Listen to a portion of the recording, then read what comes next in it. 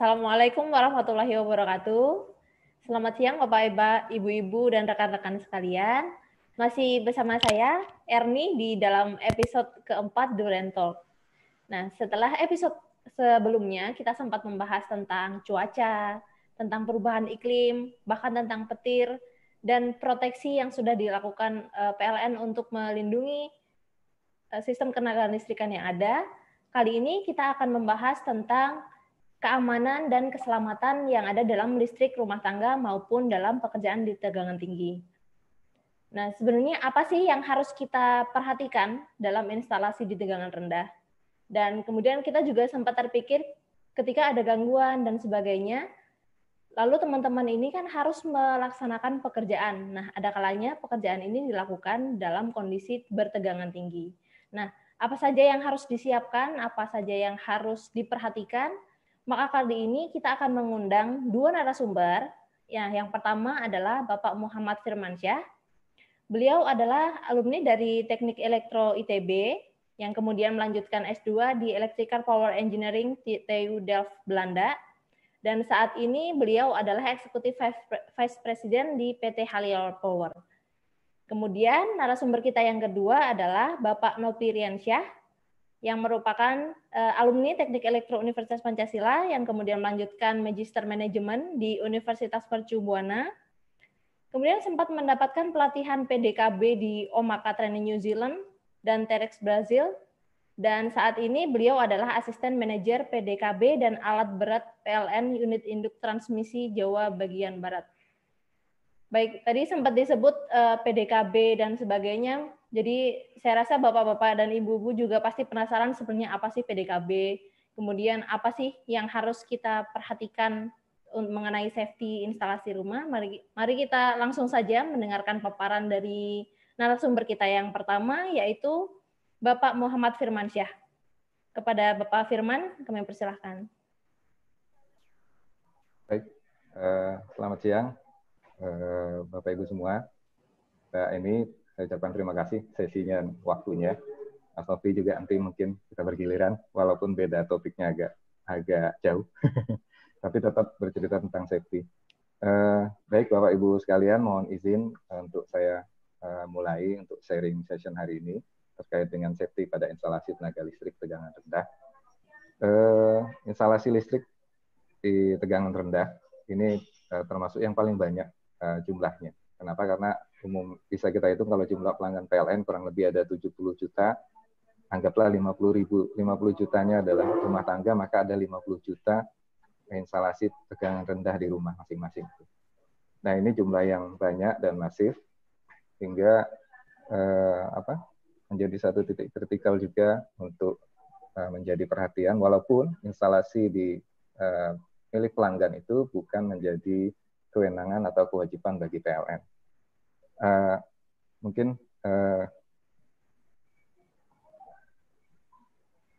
layout untuk sharing session kali ini kami bagi menjadi 3 saja.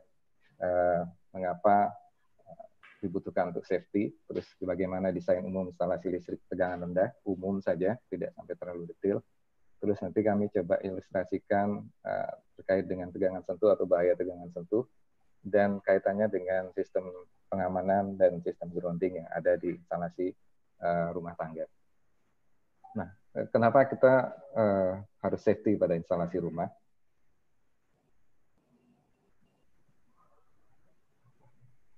Oke ya. Nah, ini kami coba cuplik melakukan searching saja sekilas di Google kemarin, 2 topik saja terkait rumah yang terbakar diindikasikan listrik, ataupun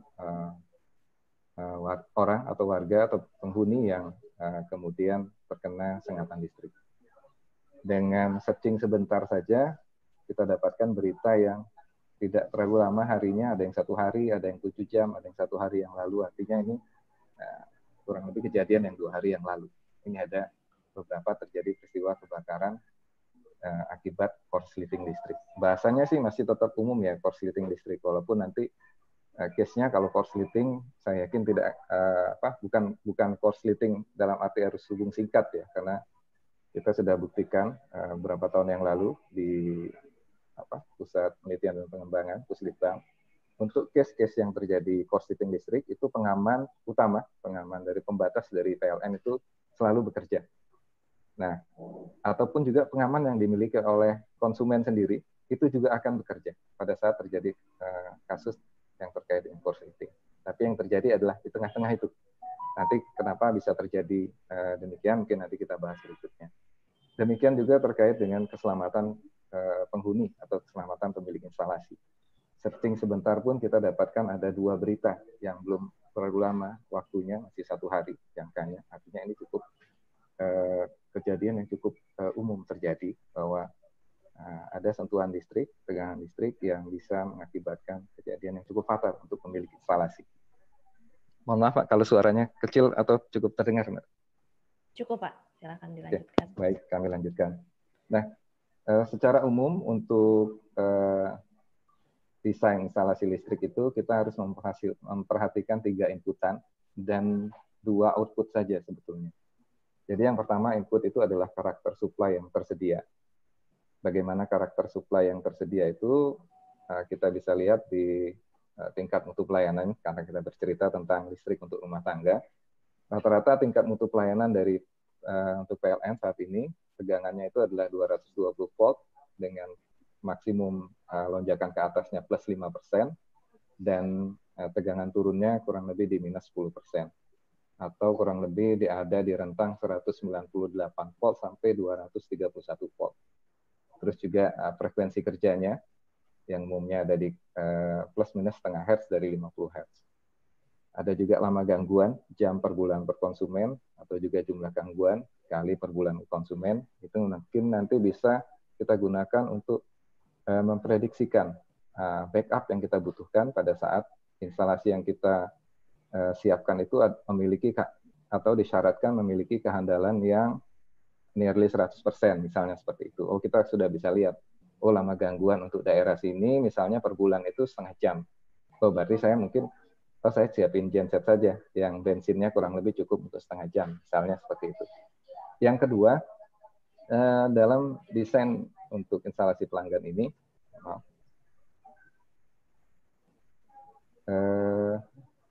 ini nggak terlihat ya karena tertutup. Jadi yang kondisi beban dari yang akan didesain instalasi listriknya tadi. Sebagai contoh, apakah dia hanya beban-beban sederhana saja, misalnya di lampu penerangan atau yang umum terkait dengan televisi untuk tidak, atau dia memiliki beban-beban spesifik, misalnya ada beban pompa yang karakteristik transiennya cukup lumayan gitu ya, bisa 2-3 kali arus nominal dari startingnya dan seterusnya. Terus juga ada variasi beban. Terus kita mendesain instalasi listrik itu seperti apa? Misalnya rumah petak 36 ya, 2 kamar tidur, 1 ruang tamu, 1 dapur, kamar mandi dan seterusnya, seperti itu. Nah, kemudian terus kita memperkirakan juga kebutuhan listrik, future kebutuhan listriknya. Kalau tadinya misalnya bangun rumah kecil dulu, tipe 36, tapi tanahnya masih luas nih, tapi sudah ada di planning untuk nambah ruangan, nambah lantai, dan seterusnya. Itu harus juga kita perhatikan, paling tidak pada sirkuit utamanya nanti.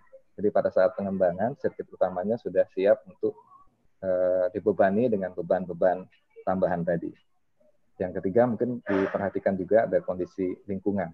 Kondisi lingkungan akan mempengaruhi juga terkait dengan safety dan security-nya tadi.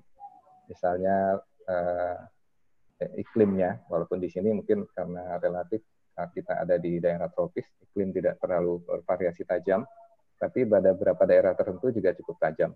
Misalnya daerah-daerah pinggiran pantai dan seterusnya. Terus juga apakah ada bahan kimia?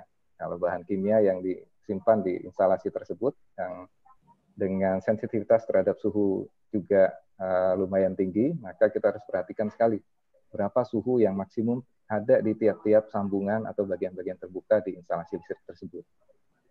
Atau juga dia kondisi biologisnya, misalnya tadi ada berita, ini instalasi untuk kandang ayam, misalnya seperti itu. Jadi ada juga safety atau tempat peternakan. perlu diperhatikan juga safety untuk hewan ternak dan lain-lain. Nah, desain instalasi itu biasanya nanti terdiri dari, ini saya cuplik langsung dari kuil. Jadi ada gambar situasi, gambar instalasi, diagram single line-nya atau garis tunggal, gambar rinci, ada perhitungan teknis, ada tabel instalasi, uraian teknis, dan perkiraan biaya. Goal-nya dari desain instalasi itu ada dua saja sebetulnya. Saya coba simpulkan. Yang pertama, dia bisa memproteksi keselamatan untuk manusia, ternak, dan harta benda. Kalau tadi rumah terbakar dan lain-lain, itu bisa diproteksi oleh desain instalasi yang kita siapkan. Yang kedua itu adalah fungsi dan kualitas yang tepat. Fungsi dan kualitas ini tadi misalnya berapa tegangan yang diharapkan ada di titik-titik penggunaan dan seterusnya. Itu jadi outputnya kurang lebih itu dari sisi teknis dan dari sisi keselamatan. Nah, untuk sistem di Indonesia, instalasi rumah tangga ini sebetulnya wajib untuk mendapatkan sertifikat layak operasinya. Jadi ada lembaga yang melakukan verifikasi untuk kelayakan instalasi tersebut, memastikan bahwa ada dua fungsi ini, keselamatan dan kualitas ini, dipenuhi oleh instalasi listrik tersebut. Dan ini lembaganya bisa langsung didaftar langsung ke, ada websitenya di DJK, di SDM Go ID, dan ada beberapa lembaga yang melakukan sertifikasi di situ. Nah, saya lanjutkan.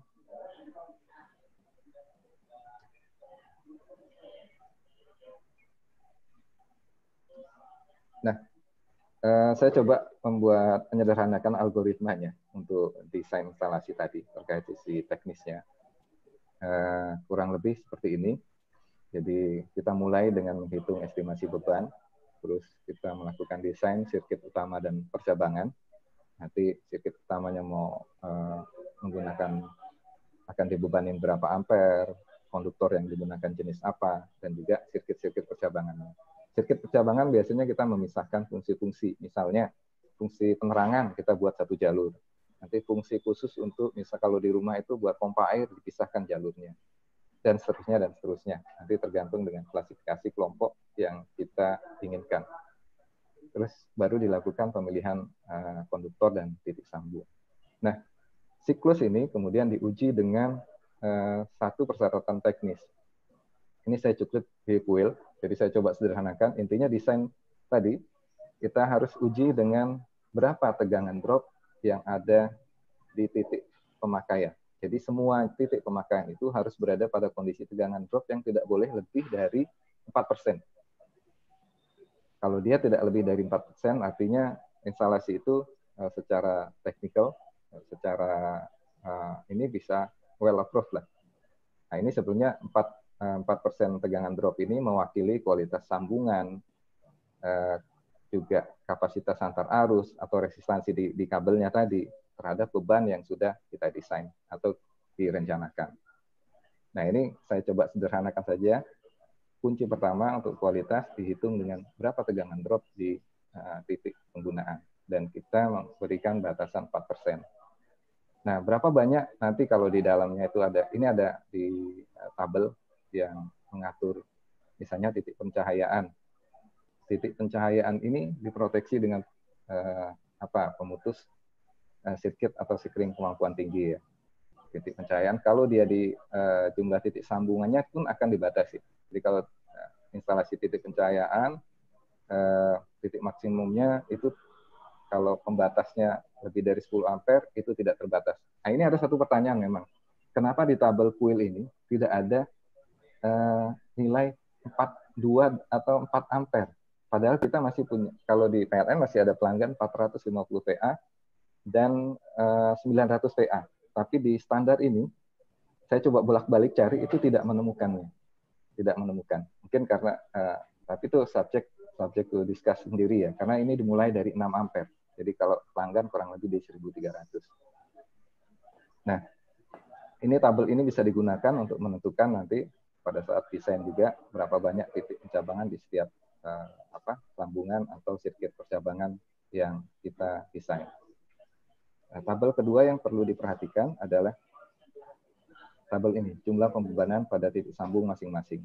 Nah, ini ada istilahnya memang agak membingungkan tabel ini. KKB ini sebenarnya kontak-kontak biasa. Jadi ya stop kontak biasa atau stop kontak sambungan, kabel roll, dan lain-lain. Ada batasan jumlah titik sambung maksimumnya tadi. Kalau pemutusnya 10 ampere, beban maksimum kan 10 ampere, jumlah titik sambung maksimum adalah 20. Dengan titik penerangan masing-masing itu adalah setengah ampere dan seterusnya. Nanti kalau sudah 16 ampere dia campuran antara jumlah titik penerangannya 20, titik sambungnya maksimum 20, ada penerangan, ada kondisi A dan B ya. Kalau ini untuk satu sirkuit atau beda sirkuit. Nanti bisa diikuti, ditrace mengikuti tabel ini. Tapi intinya di bagian pertama ini untuk desain teknis tadi kita harapkan untuk kualitasnya tegangan dropnya tidak boleh di bawah 4%. Nah yang kedua terkait dengan fitur keselamatan terhadap tegangan sentuh.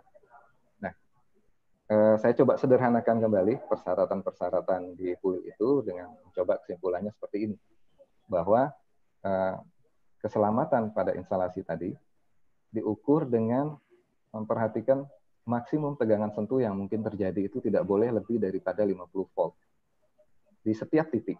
Jadi misalnya kalau ada contoh lemari es lah, lemari es karena dindingnya paling mudah metal, kalau kabel itu terkelupas, dindingnya itu tidak boleh bertegangan lebih dari 50 volt. Opsinya seperti apa? Opsinya bisa melakukan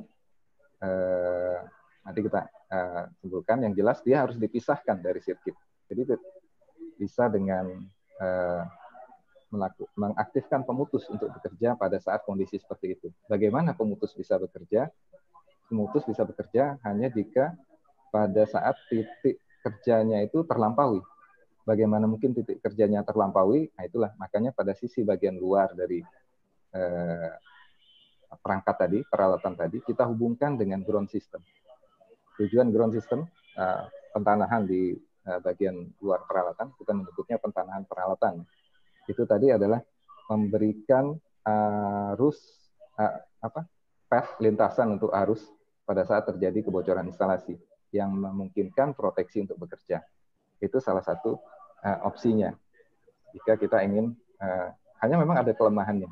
Kelemahannya adalah sistem proteksi sedemikian, begitu ada satu titik terganggu, maka semua instalasi itu akan terlepas dari sistem. Dari saklar utamanya kemungkinan akan bekerja lebih dahulu, karena arus yang terjadi itu bisa jadi cukup besar.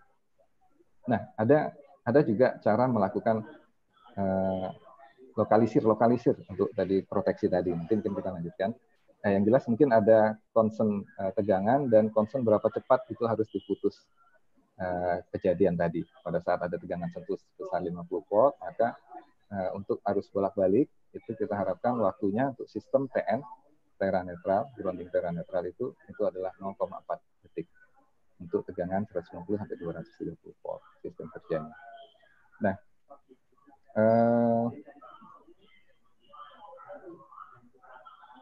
ini perhitungannya kenapa 50 volt. Jadi ada asumsi terhadap arusnya itu kurang lebih 30 mA dan tahanan tubuh diasumsikan sekian ohm, hingga totalnya berapa maksimum tegangan sentuh yang boleh terjadi itu adalah sebesar 50 volt. Nah, saya langsung garis bawahi aja salah satu opsi yang paling menarik sebetulnya untuk instalasi rumah tangga yang paling safety itu untuk menggunakan, kalau istilah di PUIL itu GPAS ya, kalau di ini ELCD atau apa bahasanya, QCCD ya. Jadi pembuang arus sisa, pembuang arus bocor, ELCD kalau itu ya, leakage current circuit breaker ya, ELCD. Atau sekarang bahasanya ini GPAS, gawai pemisah kalau AL-nya arus lebih. Nah, ini yang kita tadi disetting di bawah 30 miliampere. Tapi bagaimana arus ini bisa terbaca? Tentu dengan kalau kita tidak punya sistem penanahan, maka ini tidak terbaca. Kalau peralatan tadi tidak dihubungkan dengan grounding, ini juga tidak terbaca. Jadi Untuk sistem TN umumnya sebelum ke sana saya pindah dulu ke sistem ini ya. Maaf, kita pindah sedikit ke sistem pertanahan yang ada saat ini.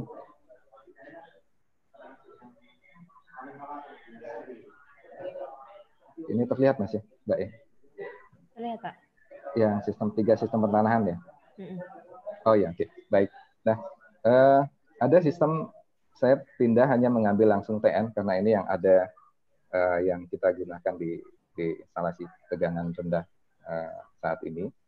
Itu adalah sistem Tera Netral Combine.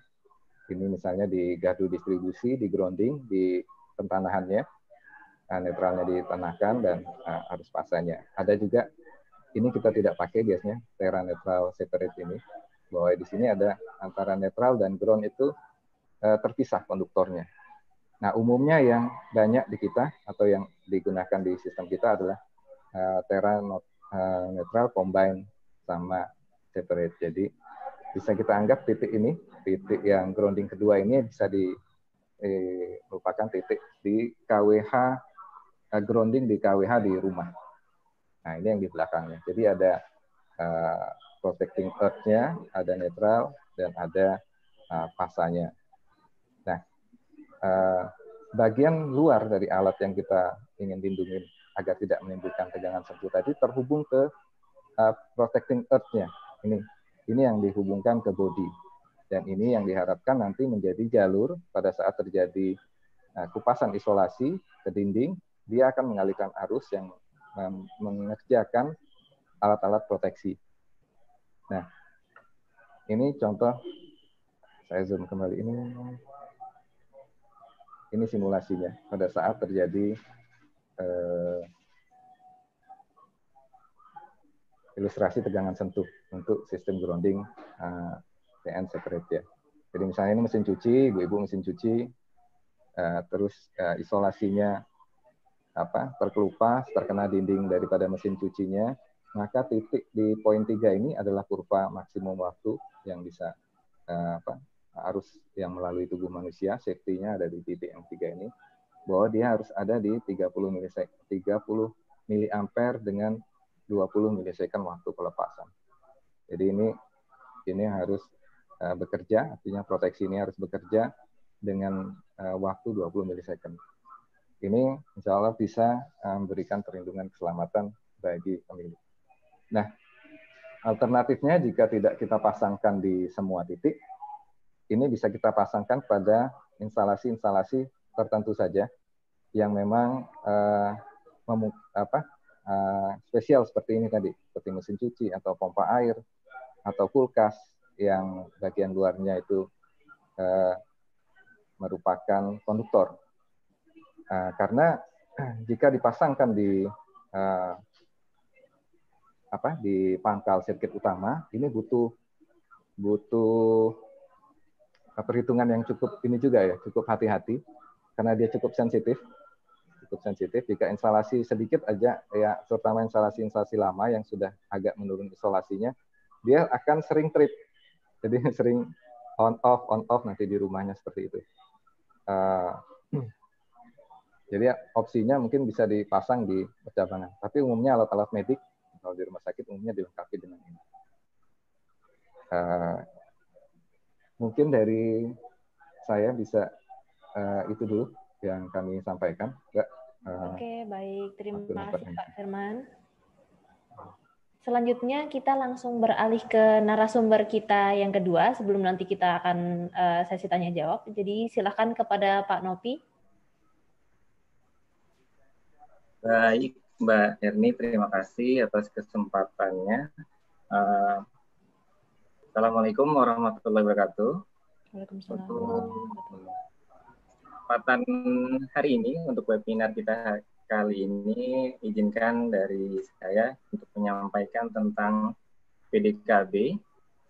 PDKB khususnya PDKB tegangan tinggi dan juga tegangan ekstra tinggi.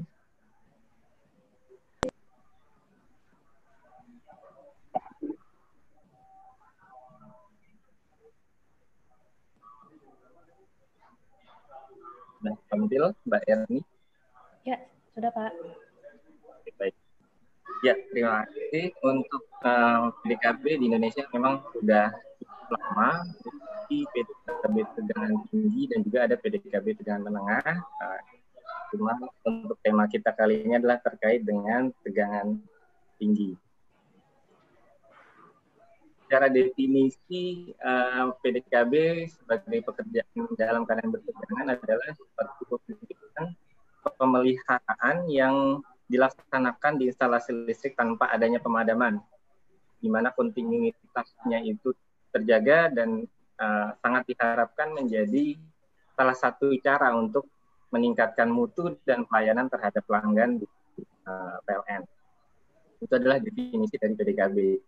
Secara pembagiannya, PDKB tegangan tinggi, ekstra tinggi ada di jaringan SUTT SUTEP, mungkin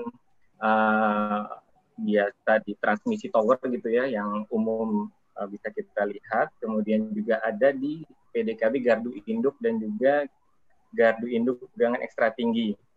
Kalau di sisi kanan bisa kita lihat tegangannya itu meliputi dari 70, 150, 275 dan juga 500 kV. Dan itu kita lakukan semuanya tanpa padam dan kisaran tegangan tinggi 70 sampai dengan 500 kV. Gambarannya untuk Bapak Ibu semua bisa sekilas dilihat dari foto ini.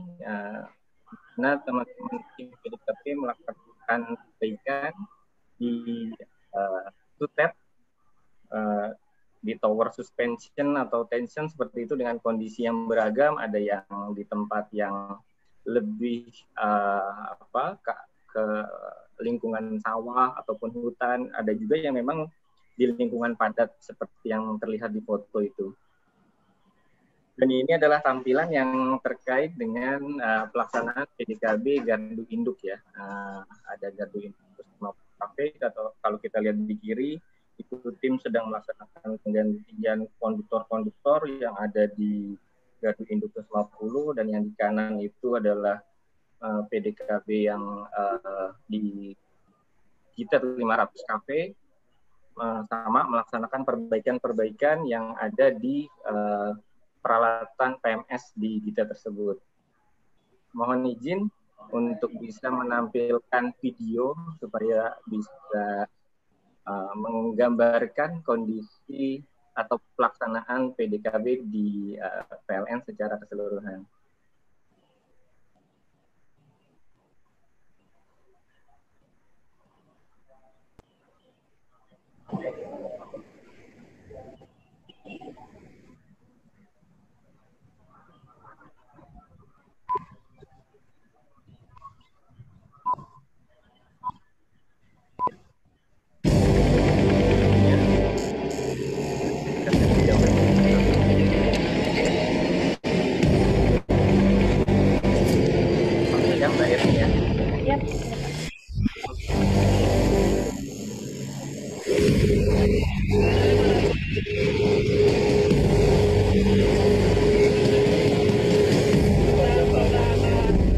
Selamat pagi rekan-rekan.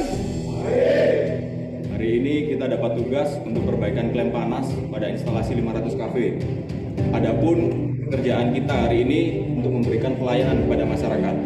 Karena itu PDKB ada. PDKB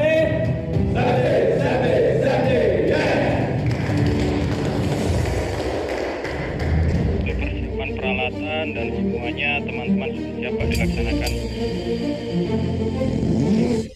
Siap laksanakan.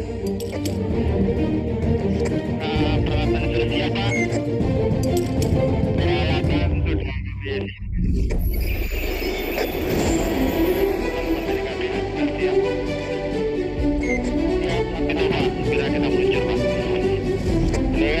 Lagi ini sampai lokasi ya, jaga jarak dengan mobil cepat ya ini.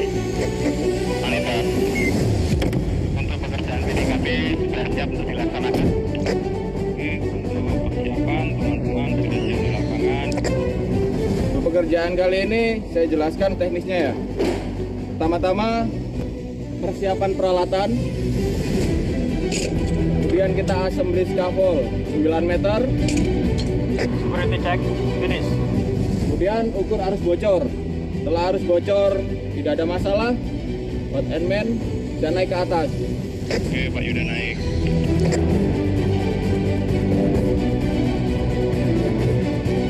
Di sini saya akan menekankan tentang keselamatan personil, keselamatan peralatan, dan keselamatan jaringan.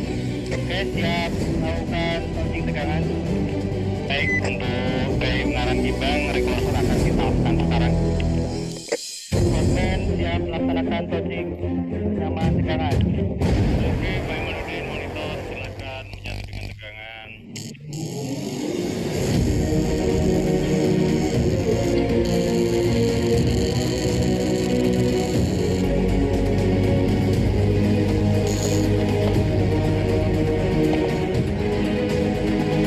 Oke, rekan-rekan, kita telah menyelesaikan pekerjaan perbaikan PG Klem dan instalasi 500 kV. Personil aman, sistem aman, dan masyarakat pun tetap dapat menikmati listrik.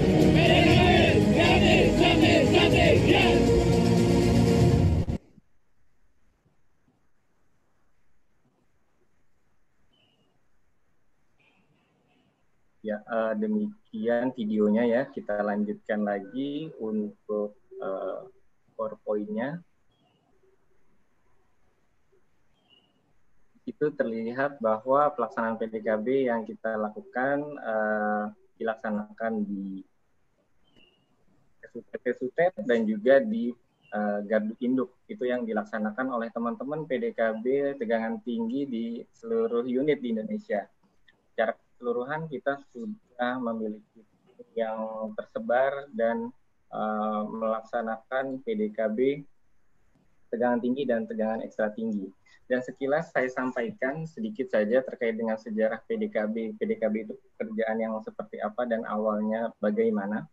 Jadi kalau saya sampaikan di slide ini adalah tahun 54, tapi sebenarnya di sejarah itu tahun 1913 saja itu di Amerika PDKB sudah mulai dirintis, mulai dari PDKB tegangan rendah dan juga tegangan menengah. Tapi untuk di SUTEP 330 kV di sini contohnya di tahun 54 mereka menggunakan alat kayu berlapis maplak dituliskan di dalam sejarah seperti itu. Tapi kita sudah tidak menemukan lagi peralatan seperti itu untuk saat ini.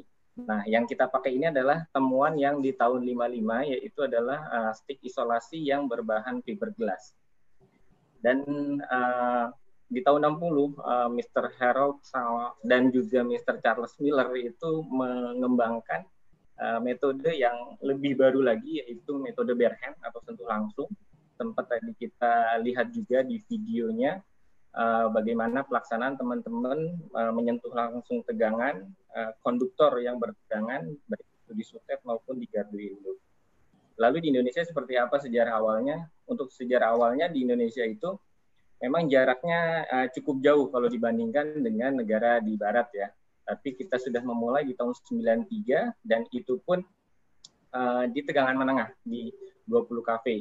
Dan saat itu diresmikan oleh Dirjen Listrik pada masa itu yaitu Profesor Dr. Hartono Aris Munandar ya. Kalau kita kenal beliau sebagai penulis buku-buku listrik yang menjadi panduan juga buat kita di PLN, baik itu tegangan tinggi transmisinya maupun mungkin pembangkit ya. Nah, untuk PDKB tegangan tinggi dan ekstra tinggi itu sendiri baru mulai dirintis tim implementasi pada tahun 2003 yang lalu, kira-kira 17 tahun yang lalu, dan alhamdulillah rintisan itu bisa terwujud pada tanggal 27 Oktober 2004, yang mana itu bertepatan juga dengan Hari Listrik Nasional pada tahun 2004 itu di PLN P3B Jawa Bali di Gandul, yang saat itu diresmikan oleh Menteri SDM pada masa itu, Bapak Purnomo Yusgiantoro. Tampilannya seperti ini, kita dimulai dari 10 supervisor yang mengawal kita, baik dari sisi pekerjaan maupun K3, dan juga ada 36 pelaksana yang disiapkan untuk angkatan pertama di P3B Jawa Bali. Itulah sekilas tentang sejarah PDKB-nya. Kalau secara teknis bisa kita lihat di foto ini, metode PDKB di tegangan tinggi ekstra tinggi terdiri dari dua, yaitu ada metode hot stick dan juga ada metode bare hand. Kalau metode hot stick itu terlihat di foto yang di sebelah kiri, di mana setiap pelaksanaan itu pelaksana menggunakan hot stick atau tongkat-tongkat atau galah isolasi seperti ini untuk membuka aksesoris isolator yang akan diganti. Posisinya seperti di gambar ini. Kalau untuk metode bare hand memang untuk pelaksana akan lebih leluasa karena pelaksana akan langsung masuk ke titik pekerjaan, ke titik konduktor, ke titik aksesoris isolator yang akan diperbaiki, dan langsung bersentuhan dengan menggunakan peralatan isolasi juga, dan kemudian juga dengan baju conductive suit yang terlihat seperti di foto. Jadi baju khusus berupa conductive suit. Nah, fokus utama terkait PDKB adalah safety-nya itu sendiri, karena memang tanpa adanya safety, PDKB tidak akan bisa terlaksana dengan baik.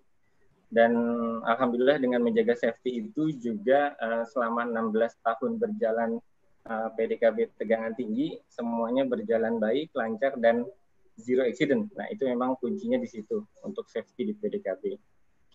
Salah satunya yang perlu dijaga adalah safety. Yang pertama adalah jarak aman minimum. Nah, contohnya misalnya seperti di 150 kV ada jarak fasa ke bumi, fasa ke fasa. Inilah yang harus dijaga. Kalau kita ilustrasikan di foto, memang bagaimana seseorang yang ada di konduktor di titik ini, dia menjaga jarak 1,2 meter terhadap bumi. Bumi di sini adalah besi-besi tower yang terlihat di foto ini. Dia harus menjaga jarak harus lebih jauh daripada 1,2 meter. Itu patokan-patokan, dan terlihat untuk tegangan yang lain juga bervariasi. Makin besar tegangan, maka makin jauh jarak yang harus kita jaga. Ini kunci safety dari teman-teman PDKB di lapangan. Lalu yang menjadi penting adalah panduan dari teman-teman, yaitu terkait dengan prosedur kerja, instruksi kerja yang terdiri dari 24 instruksi kerja untuk PDKB jaringan dan juga 8 instruksi kerja di gardu induk yang meliputi ada penggantian isolator, penggantian aksesoris, kemudian juga penggantian MTU. Nah, itulah yang harus kita pegang.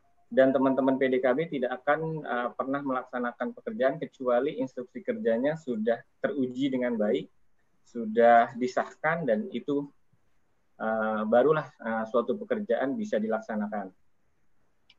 Safety yang lain adalah kita adanya standar sertifikasi kompetensi, di mana kita mengikuti dari Undang-Undang Nomor 30 tahun 2009 tentang ketenagalistrikan, yang menyatakan bahwa setiap tenaga listrik dalam usaha ketenagalistrikan wajib memiliki, dia bahasanya wajib memiliki sertifikat kompetensi. Contohnya seperti ini yang ada di gambar, dan ini berlaku selama 3 tahun dan akan diperpanjang di periode berikutnya.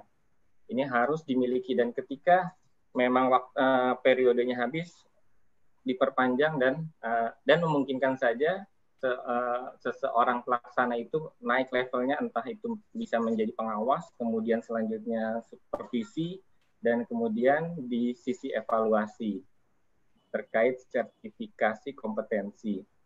Lalu safety yang lain yang harus dijaga dari teman-teman PDKB adalah alat itu sendiri yang menjadi andalan teman-teman PDKB pada saat melaksanakan pekerjaan.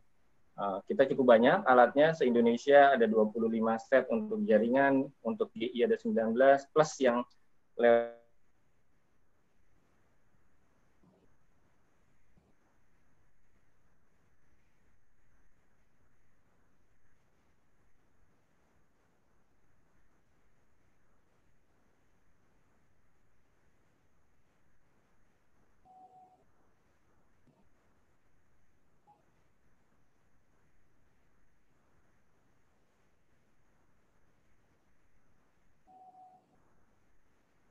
ini terputus ya dari Pak Novi atau gimana? Iya, sepertinya terputus. Oke, saya screen share lagi ya. Siap, silakan.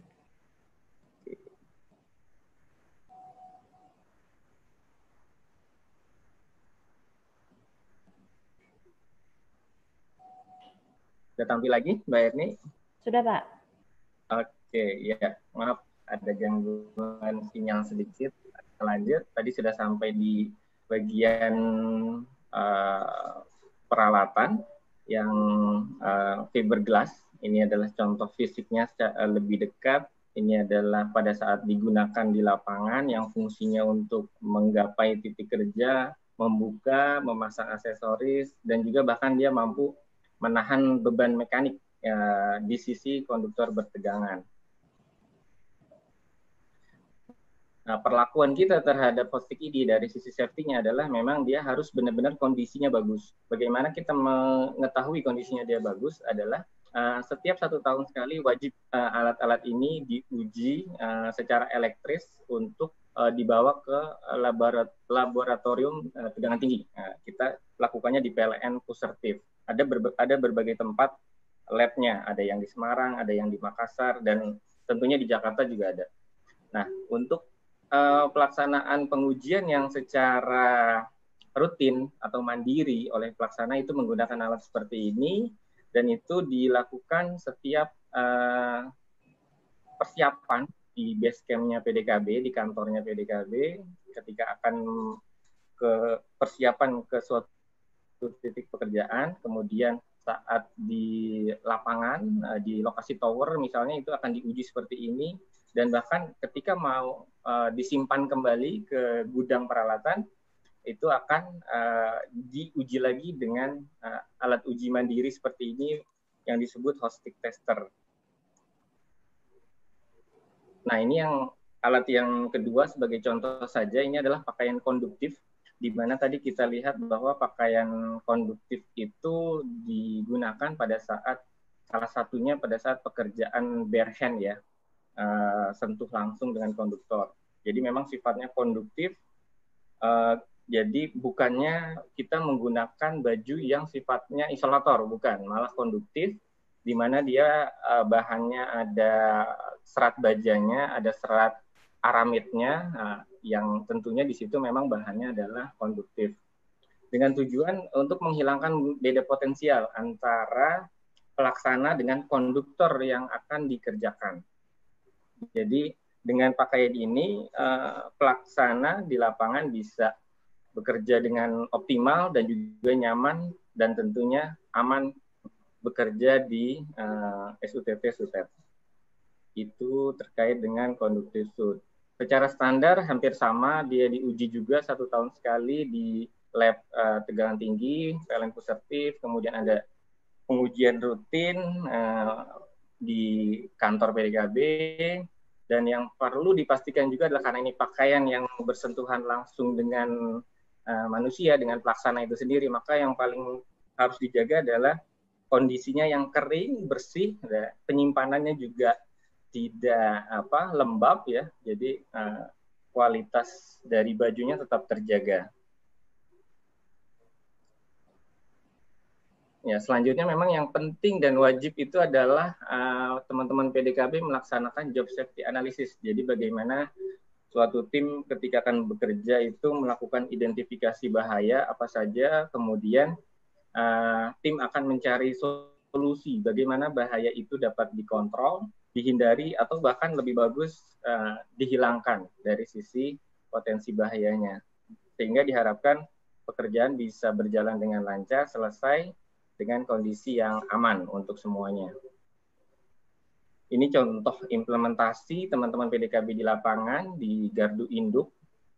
Kita selalu melakukan briefing atau tailgate, teman-teman menyebutnya seperti itu, untuk memastikan bahwa semua pelaksana yang terlibat paham betul di mana posisi mereka bekerja dan apa yang harus dilakukan. Dan kalaupun ada yang tidak dimengerti bisa ditanyakan. Ini contohnya pelaksanaan penggantian konduktor crossbar tanpa harus memadamkan busbar yang ada di bawahnya. Ini di sisi 500 cafe. Kalau kita lihat di foto, inilah variasi pekerjaannya teman-teman, di mana ada saatnya melaksanakan di daerah yang padat, di bawahnya banyak sekali rumah penduduk. Nah, ini harus sangat-sangat disiapkan dengan baik bagaimana merangkai alat dan juga membawa peralatan sehingga aman untuk pekerjaan tim PDKB PLN-nya dan juga untuk masyarakat umum yang ada di sekelilingnya. Tapi ada kalanya juga kita bekerja di daerah yang nyaman seperti ini ya, yang terlihat di foto. Kita ketemu dengan sawah yang hijau, dengan lokasi perbukitan yang rindang gitu ya. Nah, itu mungkin istilahnya buat kami bonus ya, bonus kerja sambil bisa menikmati alam Indonesia yang luar biasa, sangat-sangat menyejukkan. Nah, untuk kesimpulannya safety PDKB itu paling tidak ada 7 yang harus kita perhatikan, yaitu satu adalah pelaksana yang sehat secara fisik dan mental, kemudian yang kedua adalah pelaksana yang tersertifikasi kompetensinya, kemudian yang ketiga adalah lingkungan yang aman dari sisi cuaca, angin, dan juga pencahayaan. Yang keempat adalah, tadi sudah kita bahas juga, terkait dengan peralatan kerja yang lolos uji, baik itu di lab maupun secara mandiri oleh tim PDKB. Kemudian yang kelima adalah masalah panduan prosedur dan juga instruksi kerja, sudah ada, lengkap atau belum, itu harus dipastikan. Kemudian nomor 6 adalah JSA, Job Safety Analysis sebelum pelaksanaan. Yang ketujuh adalah penyesuaian sistem proteksi sebelum pelaksanaan PDKB. Karena memang diwajibkan untuk pelaksanaan PDKB adalah di titik manapun, di bay ataupun di jalur manapun PDKB bekerja, sistem proteksinya harus di kondisi final trip. Jadi tidak ada penghantar masuk lagi ketika terjadi padam, karena itu berbahaya untuk pelaksana PDKB yang berada di konduktor. Itulah. Selain dari rutinitas yang memang dilakukan oleh teman-teman PDKB, operasional yang tadi saya sampaikan, inovasi-inovasi juga banyak dilakukan oleh teman-teman PDKB yang terdiri dari alat kerja, alat bantu, dan pendukung lainnya yang dibuat itu, kalau dari catatan kami, sampai saat ini untuk PDKB Indonesia sudah ada hampir 60 karya inovasi yang dibuat dan juga sudah dipakai oleh teman-teman PDKB untuk kegiatan PDKB sehari-hari. Di antara tujuan inovasi di PDKB adalah, di antaranya ada 4. Pertama adalah kita bisa melaksanakan pekerjaan yang sebelumnya tidak dapat dilaksanakan karena mungkin keterbatasan alat atau memang dari pabrikan juga belum ada yang mengakomodir suatu alat. Nah, yang kedua itu adalah bagaimana inovasi itu mempermudah dalam pelaksanaan pekerjaan. Ketiga itu yang paling penting adalah meningkatkan keselamatan dalam pelaksanaan pekerjaan. Kemudian yang 4 adalah bagaimana inovasi itu mendukung pelaksanaan pekerjaan yang sudah ada, yang sudah berjalan di PDKB. Itu adalah patokan-patokan inovasi PDKB di tegangan tinggi ekstra tinggi. Ini saya sampaikan beberapa contoh ya, seperti ini teman-teman di Jawa Tengah menyebutnya pentas, pneumatic portable switch, itu sebagai alat bantu pemisah dan juga penyambung tegangan pada peralatan MTU yang diganti. Jadi fungsinya kalau orang PLN sebutnya PMS gitu ya, nah ini dia PMS yang terpasang di insulating scaffold, yang mana insulating scaffoldnya itu merupakan produk pabrikan, tapi untuk pentasnya ini, PMS-nya ini adalah hasil inovasi dari tim PDKB. Berikutnya ada hipertensi, ya, namanya ini ya, agak-agak mengerikan hipertensi. Nah, ini adalah hydraulic portable yang digunakan untuk pelaksanaan penggantian adwire, kawat petir, untuk lebih mudah pada saat proses penggantiannya. Yang kita lihat di foto, penggunaannya seperti itu. Kemudian juga ada ini alat yang terkait dengan meningkatkan keselamatan dan keamanan kerja. Teman-teman PDKB menyebutnya SLOT, System Lock Disconnecting Switch. Ada di kotak kuning itu, saya beri tanda sebagai alatnya. Bagaimana ada kalanya ketika kita mengganti PMS, jari-jari PMS itu hanya satu fasa, misalnya fasa R, tapi fasa yang lain itu harus dipastikan terkunci dengan baik, dengan aman, sehingga semuanya terlindungi untuk pelaksana maupun instalasi secara keseluruhan. Nah, yang ketiga itu yang dibilang aplikasi sebagai pendukung untuk pekerjaan yang sudah ada. Teman-teman di Jawa Timur membuat aplikasi Sidato ini yang fungsinya adalah untuk menginput dan memonitoring hasil claim up inspection dari tim PDKB. Itu adalah contoh-contoh inovasi yang dilakukan oleh teman-teman PDKB tegangan tinggi dan tegangan ekstra tinggi. Saya ada video lagi, ada waktu Mbak Erni? Silakan Pak. Oh ya, siap.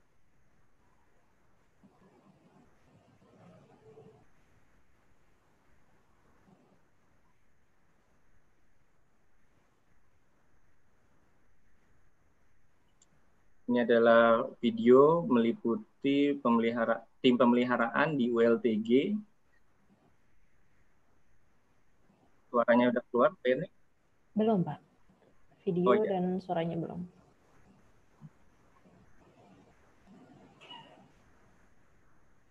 Saya ulang dulu.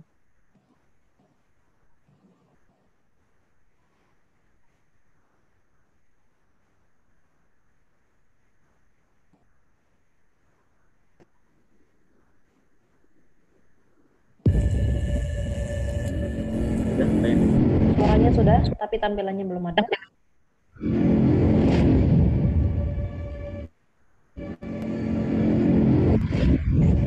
Misi ini tidak mudah dan harus kita waspadai Videonya bersama. belum, Pak. Agak susah ya? Oke. Ya,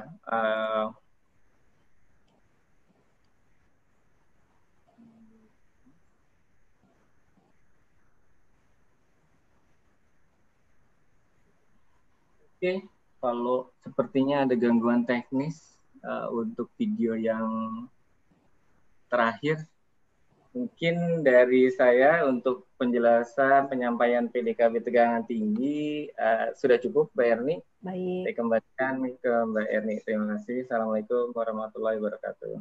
Waalaikumsalam warahmatullahi wabarakatuh. Ya, terima kasih Pak Nopi dan juga Pak Firman. Ini di Zoom juga sudah banyak pertanyaan untuk Bapak berdua. Jadi yang pertama saya akan bacakan pertanyaan dari Pak Subronto. Ini kepada Pak Firman. Untuk mendukung program safety culture dan target zero accident tetap tercapai di PLN, berapa jumlah karyawan Haleora, berapa persen yang sudah declare dan berapa persen juga yang sudah bersertifikat K3. Kemudian kepada Pak Nopi, ini bagaimana tata kelola PDKB untuk mencapai safety culture yang berkesinambungan? Dan menurut Bapak sendiri, apakah alat inovasi PDKB yang sudah ada ini menjamin keselamatan kerja dan mendukung eksekusi kinerja perusahaan? Silakan mungkin Pak Firman duluan. Ya, baik Mbak Erni. Pak Subroto, terima kasih Pak concernnya ke Haleora.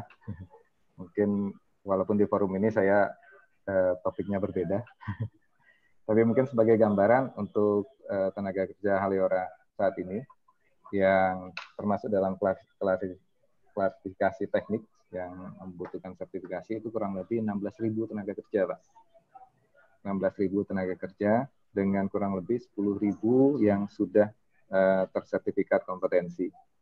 Nah, untuk pengawasan daripada 16.000 tenaga kerja ini, kita didukung oleh 73 AK3U. 73 AK3U yang alhamdulillah rata-rata sudah bersertifikat AK3. Jadi memang terima kasih, benar bahwa pembentukan safety culture ini membutuhkan pengawasan, dan pengawasan itu dibutuhkan dapat dengan efektif dilakukan oleh pengawas-pengawasan yang memiliki sertifikat. Jadi kita memang masih punya PR untuk mensertifikasi kurang lebih hampir 6.000 lagi tenaga kerja teknik kita. Terima kasih Pak. Demikian saya akan sampaikan. Baik, terima kasih. Silakan Pak Nopi. Baik. Untuk safety culture dan tata kelola PDKB itu memang di PDKB sudah disiapkan. Ini coba saya tampilkan bahwa tata kelola PDKB itu meliputi dari perangkat regulasi dan juga pelaporan yang lengkap. Contohnya bisa dilihat di sini bahwa untuk safety PDKB itu yang tadi juga sudah disinggung bahwa semua pekerjaan itu dilakukan sesuai dengan prosedur dan juga instruksi kerja yang sudah lengkap, sudah teruji, tidak hanya oleh unit yang mengusulkan suatu instruksi kerja, tapi juga dievaluasi oleh unit-unit lain yang ada di Indonesia. Dan juga ada yang tadi pelaksanaan job safety analysis. Lalu ada juga secara regulasi kami 2 tahun ke belakang itu memperkuat dari sisi SPLN PDKB. Karena memang SPLN sebelumnya itu sudah cukup lama, bisa berbarengan dengan lahirnya awal PDKB tegangan menengah. Lalu di 2 tahun terakhir ini SPLN terkait PDKB mengatur mulai dari hal yang umum sampai dengan yang spesifik, sampai dengan ke peralatan kerja dan juga kondisi lingkungan itu juga diatur di dalam SPLN PDKB. Lalu secara pemantauan juga kami berada di bawah Komisi PDKB. Komisi PDKB yang terdiri dari subkomisi tegangan menengah dan juga subkomisi tegangan tinggi. Yang komisi ini ditunjuk langsung oleh Dirut PLN dan ini mengatur semua kebutuhan PDKB di Indonesia, baik dari sisi peralatan, standar peralatannya, kemudian juga personilnya, dan kebutuhan-kebutuhan yang muncul itu diakomodir melalui Komisi PDKB. Itu secara singkat ya jawaban terkait dengan tata kelola PDKB dan juga safety culture yang kita tumbuhkan dan kita tanamkan di setiap tim PDKB yang mulai dari Indonesia bagian barat di Sumatera sampai dengan di Indonesia bagian timur di Manado, Makassar itu semuanya mengacu kepada prosedur yang sama. Kurang lebih seperti itu Mbak Erni jawabannya. Oke. Kalau dari Bapak sendiri merasa sudah aman nggak itu peralatan yang semua digunakan, kemudian dari pengujian yang juga rutin dilakukan, apakah merasa udah cukup dengan itu atau kira-kira masih perlu hal lain lagi? Ya, betul. Kalau untuk kondisi saat ini bisa dibilang sudah aman, karena pengecekan secara mandiri dilakukan, juga secara rutin di lab Pusertif juga rutin dilaksanakan, bahkan di kondisi pandemi seperti ini pun Pusertif mengakomodir kebutuhan kita itu. Dan untuk pengembangannya memang kita mengupdate dari berbagai standar di luar negeri, ada IEEE, IC, update seperti apa sih mereka itu menguji atau mengetahui kondisi peralatan kita ini bagus atau enggak. Seperti conductive suit, kita ada prosedur-prosedur yang diperbaharui terus-menerus, kemudian juga untuk stick, tali, itu ada uji kering, ada uji basah, itu proses tahun ini diperbanyak lagi Mbak ujinya, karena untuk lebih meyakinkan lagi. Baik. Tadi saya sempat baca di presentasinya, jadi mereka ini teman-teman PDKB sebelum melaksanakan pekerjaan akan dicek dulu ya kesehatannya ya. Iya. Baik betul. fisik maupun mental. Nah, yang saya penasaran untuk mental ini apakah mereka ada konseling khusus dari psikolog atau ditanya lagi baik-baik aja nggak gitu? Lagi ada pikiran nggak gitu ya? Galau gitu. Lagi galau gitu ya. Ya memang kalau secara standar dari PLN menetapkan bahwa setiap tahun pelaksana itu selain dicek fisiknya, kesehatannya, ada cek darah, ada ronsen dan segala macam ya, secara fisik itu ada, dan juga ada ke psikologi. Bagaimana kondisinya, kondisinya stabil atau seperti apa terkait dengan konflik diri dan juga mungkin dengan kerjasama bersama teman itu ada. Itu setahun sekali, lengkap baik fisik maupun psikis. Namun tetap setiap by day-nya itu ada juga fungsi pengawas pekerjaan, fungsi pengawas K3 itu memastikan bahwa personil yang terlibat itu kondisinya baik secara fisik, itu ada pemeriksaan denyut nadi, tekanan darah, kita punya alat-alat portable seperti itu, atau temperatur suhu gitu ya, mirip-mirip protokol kesehatan sekarang ya, tapi ya itu yang PDKB juga sudah pakai sebelum-sebelumnya, walaupun sebelum pandemi juga kita sudah pakai karena supaya terukur kondisi secara fisik. Nah, secara psikologis yaitu kewajiban pengawasnya melihat gerak-geriknya, melihat kondisi psikologis dari timnya itu seperti apa. Memang ada kalanya ditemui bahwa sudah posisi di tower, kondisi fisik tiba-tiba drop, atau mungkin ada misalnya dia mendapatkan kabar buruk dari keluarga gitu ya, entah ada kabar duka, ya itu otomatis kan pasti secara psikologis itu tidak stabil. Nah itu personil yang mengalami kondisi seperti itu akan berhenti dulu, tidak ditugaskan. Bisa saja dia kembali ke penginapan atau mungkin dia mau tunggu di mobil ya. Intinya dia tidak terlibat di pekerjaan. Yang pasti mereka nggak dikasih untuk kerja ya? Ya betul, karena memang tidak hanya membahayakan diri sendiri, juga membahayakan satu tim semuanya nanti. Betul. Baik, terima kasih Pak Nopi. Kemudian ini ada pertanyaan untuk Pak Firman dari Ibu Aster.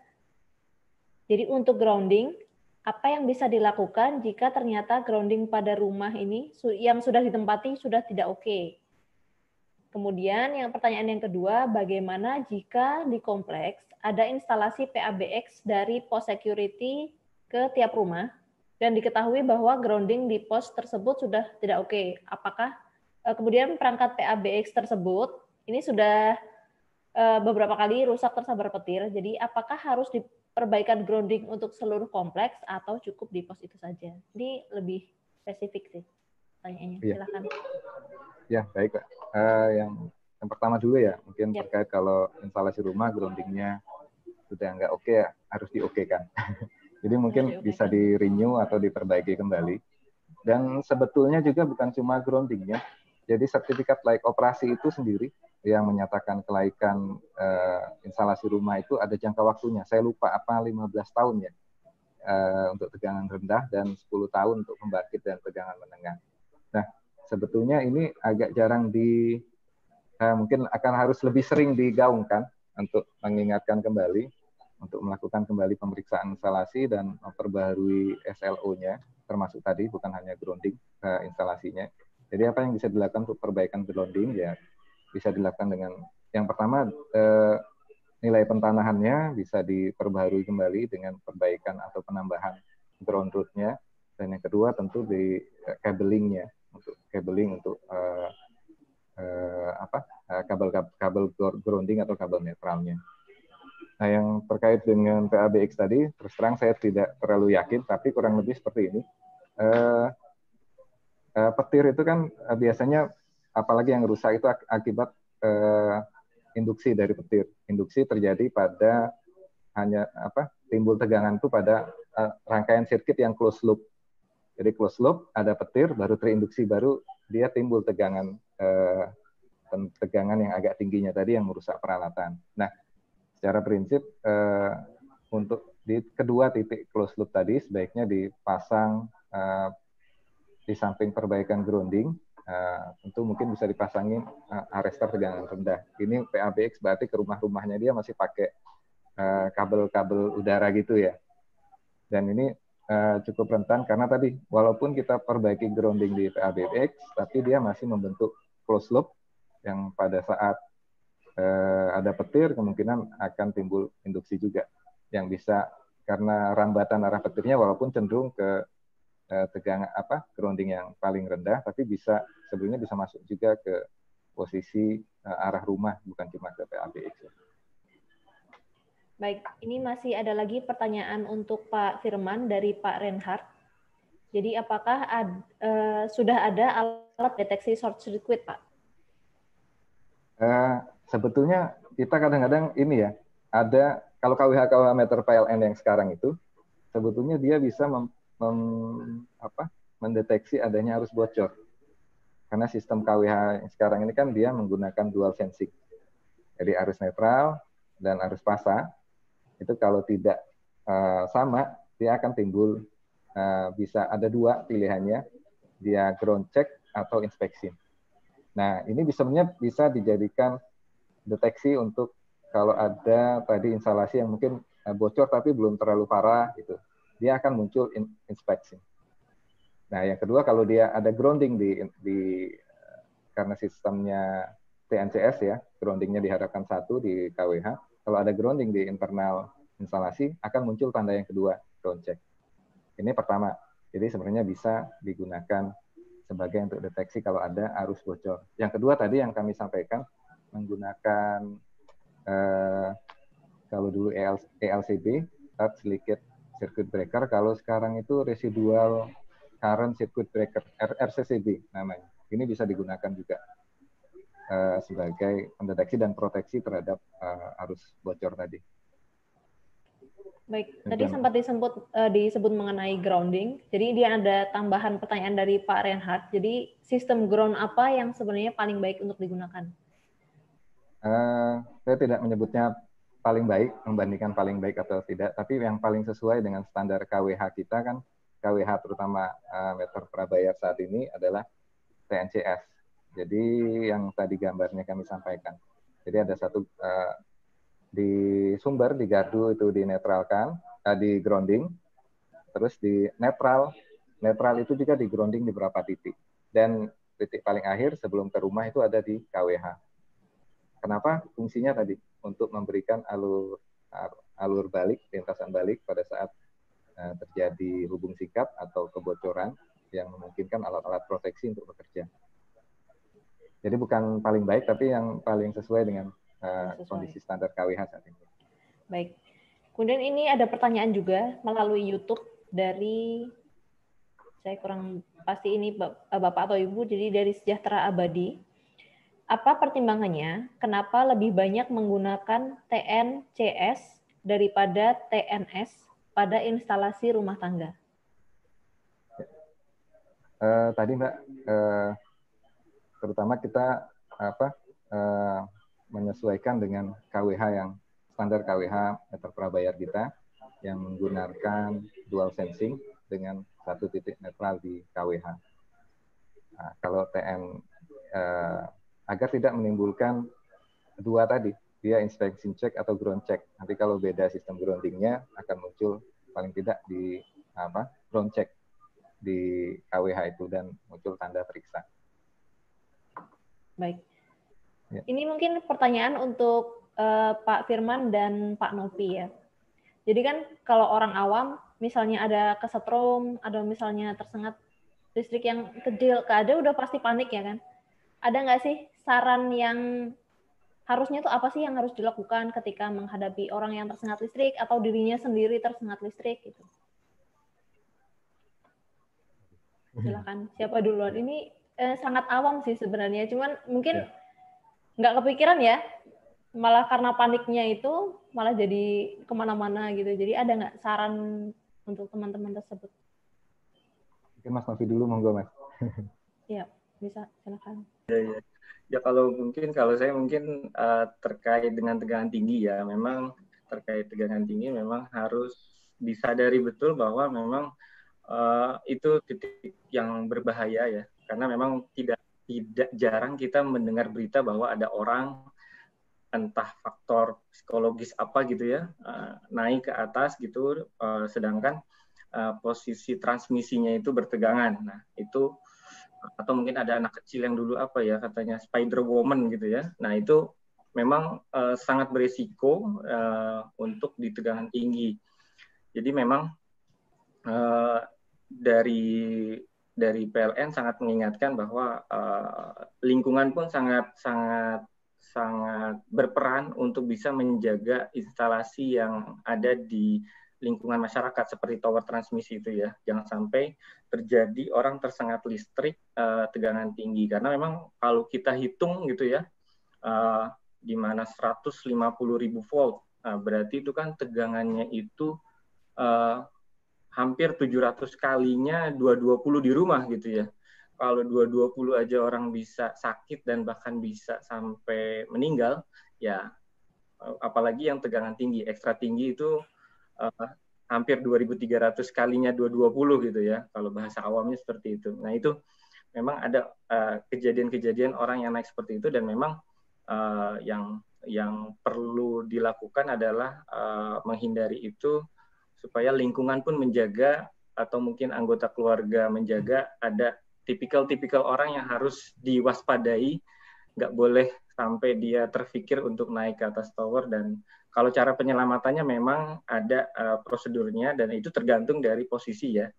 Dari posisinya, kalau memang posisinya masih di sisi tower, masih kita bisa selamatkan secara langsung tanpa harus memadamkan. Tapi kalau dia posisinya sudah sampai mendekati titik bertegangan, mau tidak mau ya kita harus berkoordinasi ke PLN pengatur beban, bagaimana transmisi itu kita padamkan dulu, lalu menyelamatkan jiwa orang masyarakat yang mungkin mendekati dari transmisi kita.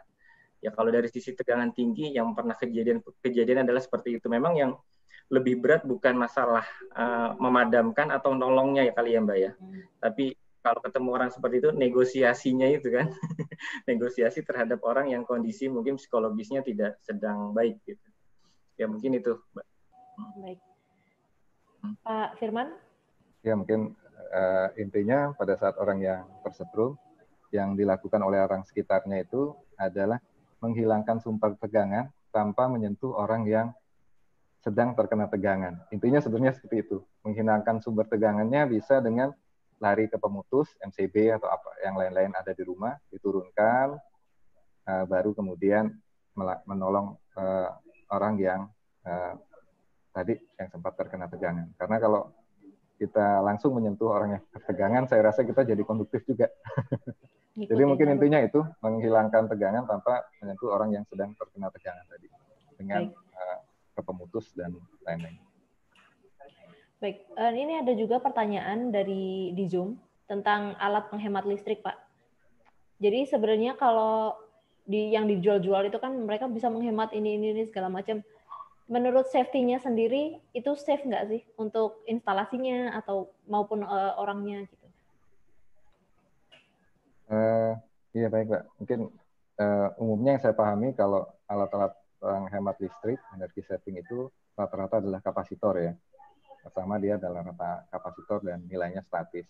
Jadi bisa jadi dia membantu pada saat beban itu sangat induktif. Misalnya beban di rumah itu dominan dengan mesin-mesin, pompa air, kulkas yang nyala terus-menerus, atau kipas angin yang nyala terus-menerus. Itu mungkin ada sedikit membantu. Tapi pada saat kondisi alat-alat yang induktif tadi tidak bekerja, maka dia juga menjadi beban sebetulnya.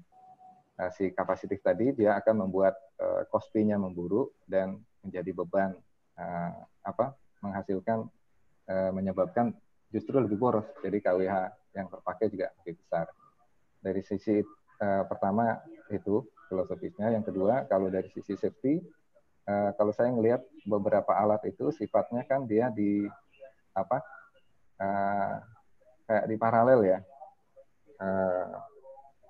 Dengan jalur utamanya. Jadi dari PLN masuk dulu ke sana, terus keluar ke instalasi. Nah sebaiknya karena dia tambahan, apalagi kalau posisinya berada di belakang papang hubung bagi atau pengaman yang dimiliki di instalasi, jadi proteksi ke itu hanya satu lapis, hanya mengandalkan NCB yang ada di kWh meter.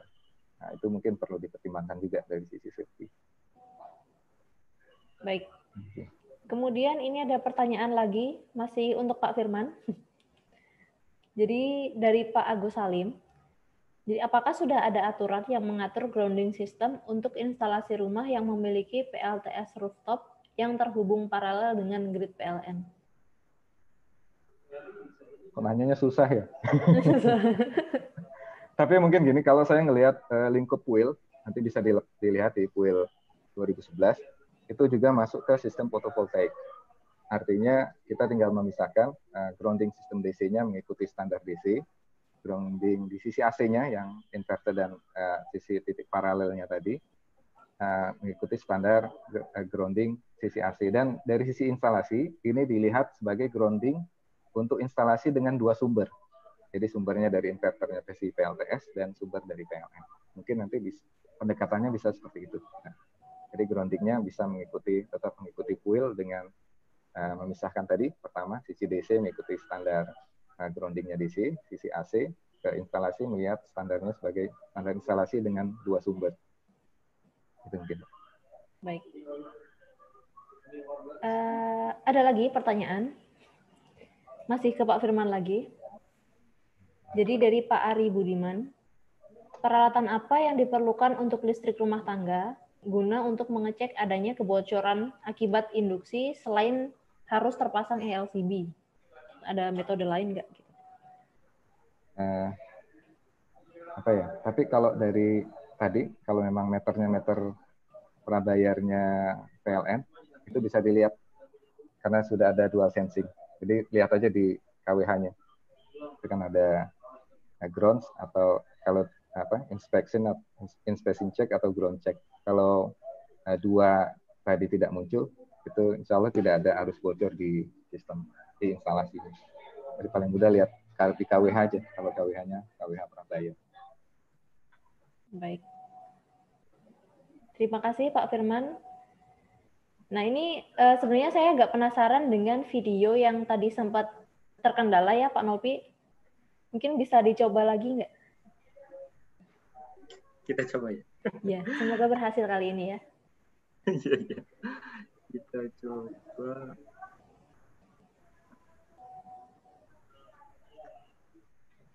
Terima kasih Pak.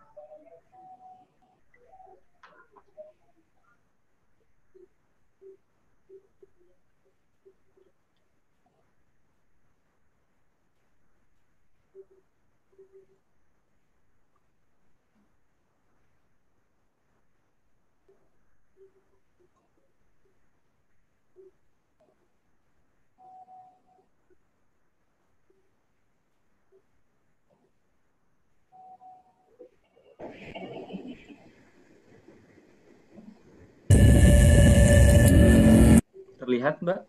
Ya, sudah. Suaranya terlalu keras atau tidak? Cukup sih. Oke.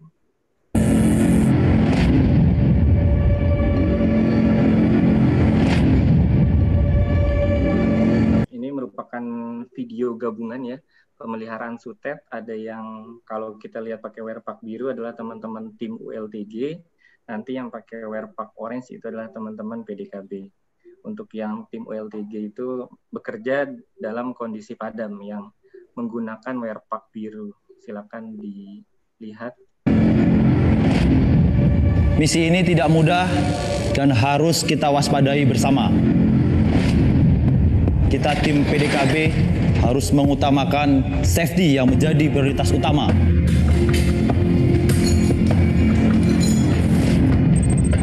Dari hasil survei, kita akan melakukan perbaikan anomali di tower ini.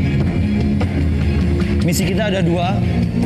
Yang pertama yaitu melakukan pembersihan isolator di tower 1 sutet 500 kV. Potensi risiko pada saat kita melakukan pekerjaan, kemungkinan kita akan terjatuh dari ketinggian. Dan kemungkinan juga kita akan terpapar induksi. Untuk itu, kepada semua petugas, berhati-hati pada saat di atas, patuhi pengawas pekerjaan.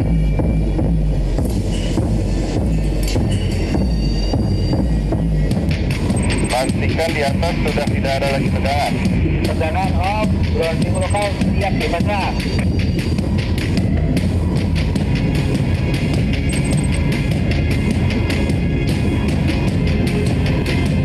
dan terbaik. Yang kedua adalah melakukan penggantian isolator di tower 225 Lengkong Gandul. Pengantar tersebut adalah 500 kV juga. Pekerjaan kita untuk menjaga keandalan sistem ketenaga listrikan untuk melayani masyarakat. Kita tim PDKB harus mengutamakan safety menjadi prioritas utama. Safety, yes!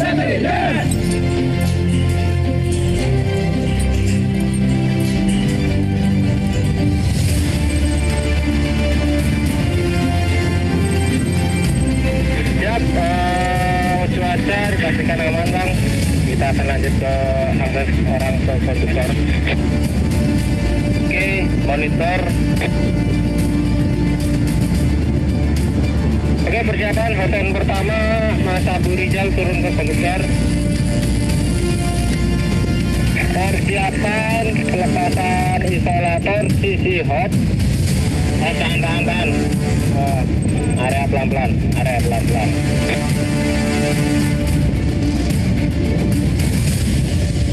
Persiapan masang murnya. Oke, isolator sisi hot sudah terpasang. Baik teman-teman, pekerjaan kita ini selesai. Terima kasih.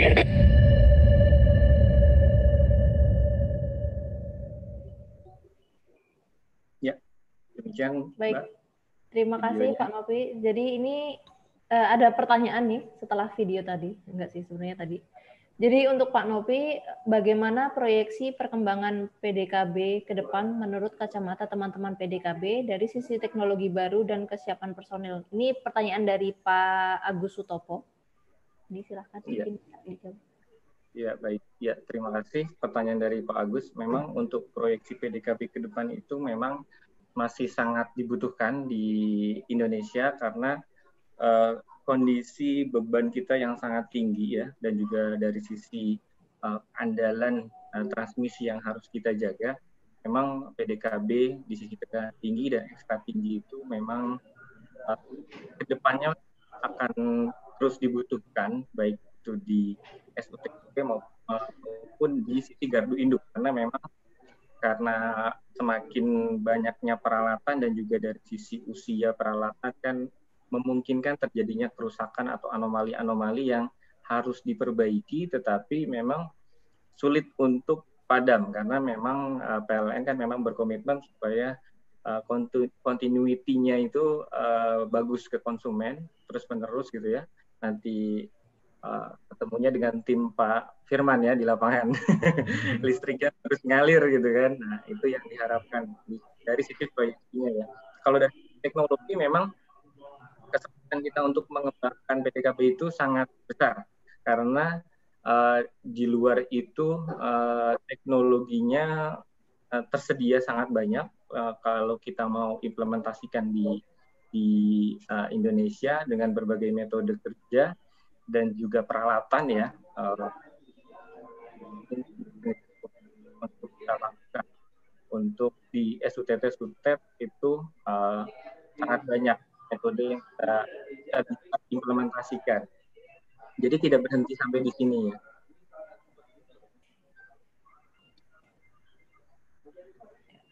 Baik. Itu, Mbak. Ya, ini masih ada satu pertanyaan lagi dari Pak Agus Sutopo.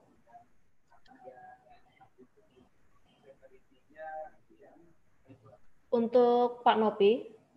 Iya. Maksud saya dari Pak Agus Salim ya. Jadi pertanyaannya adalah kira-kira berapa gain saving yang diperlukan oleh pekerjaan PDKB secara korporat dalam setahun? Apakah sudah pernah dihitung dan mungkin bisa di-share datanya gitu? Oh ya, kalau secara gain saving itu memang ada dan terhitung dan terdata juga. Memang variasi sekali, tergantung dari titik kerja kita melaksanakan dan juga nilai perhitungan yang muncul baik itu dari sisi transmisi sendiri maupun dari sisi pembangkit ya.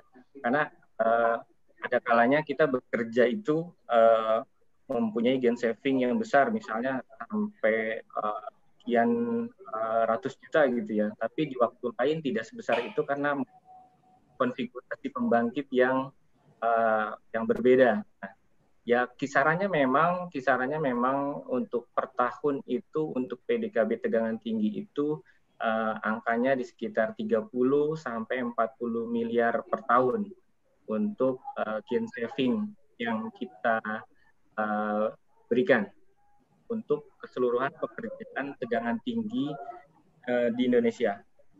Itu data secara umumnya ya. Baik. Baik, setelah gain saving, ini untuk keselamatan dan kesehatan teman-teman sendiri. Jadi ada pertanyaan di YouTube. Dalam jangka panjang, adakah pengaruh atau penyakit yang dapat ditimbulkan akibat bekerja di Sutet? Dan kemudian bagaimana safety tool atau antisipasi tim yang PDKB lakukan?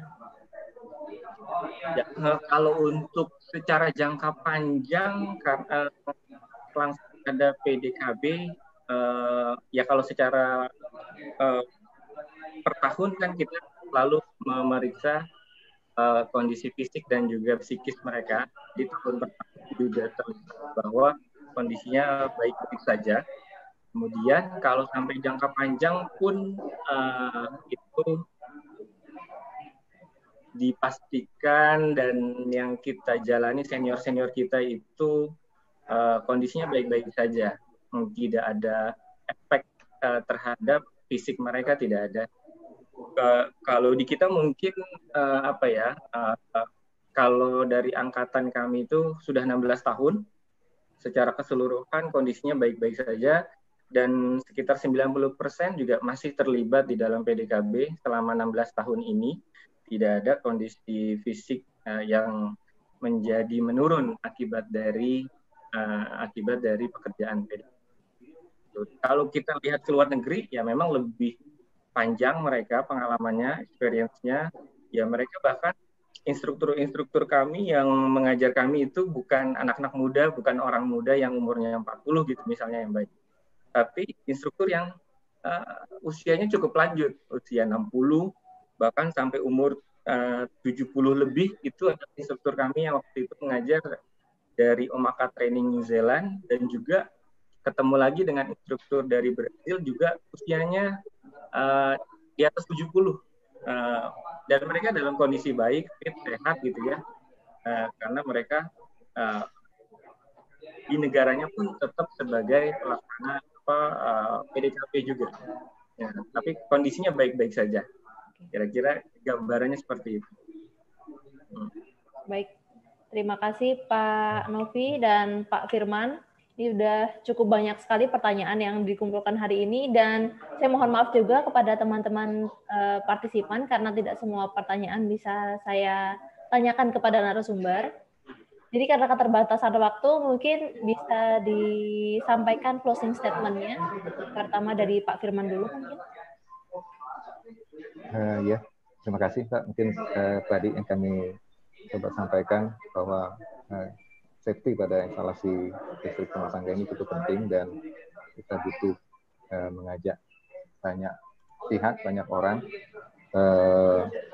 untuk aware terhadap keselamatan instalasi listrik ini. Mungkin pendek itu saja yang bisa saya sampaikan. Baik, silakan Pak Novi untuk closing statement-nya. Iya, baik. Untuk PDKB tegangan tinggi memang ini kami sampaikan sebagai bentuk informasi bahwa PLN berkomitmen tinggi untuk menjaga instalasi tegangan tingginya, baik itu pemeliharaan secara padam maupun pemeliharaan yang tidak harus padam yang dilakukan oleh PDKB. Dan untuk pelaksanaan kami ini memang selalu berkomitmen kepada prosedur yang safety, yang aman untuk semuanya, dan ini kami lakukan sepenuhnya untuk keandalan dan juga untuk kontinuitas suplai listrik ke seluruh masyarakat dengan segala kemampuan yang kami miliki, dan tentunya kami mohon doa dari teman-teman bapak-bapak ibu semua yang menyaksikan ini. Tim kami yang berjumlah kurang lebih sekarang sudah 450 orang tersebar ke seluruh Indonesia, mudah-mudahan mereka bekerja tetap dalam keadaan aman, selamat, lancar, dan selalu hati-hati dalam setiap titik pekerjaannya. Mungkin itu saja closing statement dari saya. Terima Baik. kasih Mbak Erni. Ya, terima kasih banyak Pak Firman dan Pak Novi. Jadi apapun yang terjadi, yang penting safety itu yang utama gitu ya. Jadi baiklah, karena waktu kita sudah harus berakhir di sini, jadi saya ucapkan terima kasih atas partisipannya. Kemudian saya mohon maaf apabila ada kesalahan dalam penyampaian ini. Saya ucapkan terima kasih warahmatullahi wabarakatuh. Terima kasih Mbak Erni. Warahmatullahi wabarakatuh. Semuanya terima kasih.